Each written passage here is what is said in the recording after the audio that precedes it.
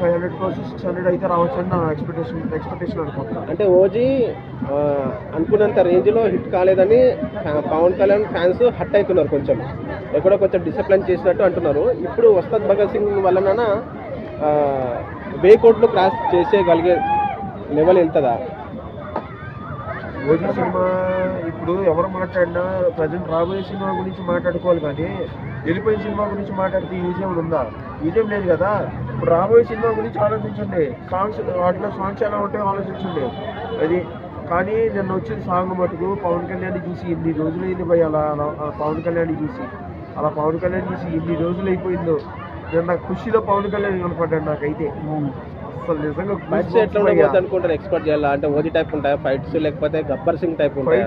Fights songs అది comedy ఏమైనా expect చేయొచ్చా? అంటే గబ్బర్ సింగ్ కామెడీ ఉంది కదా. కామెడీ అయితే తగ్గదు భయ్య, ఎందుకంటే గబ్బర్ సింగ్ కాంబినేషన్ కదా. హరిశంకర్ అంటే కామెడీ ఎక్స్పెక్ట్ చేసి వెళ్తారు, పైగా అంతాక్షరి టీం కూడా ఉంది మూవీలో. ఓకేనా? అంటే గబ్బర్ సింగ్ మ్యానియా అనేది కంటిన్యూ అవుతా అంటారు. అది అవును భయ్య, గబ్బర్ సింగ్ మ్యానియా కన్ఫామ్గా కంటిన్యూ అవుతుంది. కాకపోతే సినిమా వచ్చేంత వరకు వెయిట్ చేయాలి ఫ్యాన్స్. అంటే సినిమా వచ్చేంత వెయిట్ చేయాలి. ఈ పవన్ కళ్యాణ్ ఎందుకు తక్కువ డేట్స్ ఇస్తున్నారు మూవీకి? అంటే ఎక్కువ డేట్స్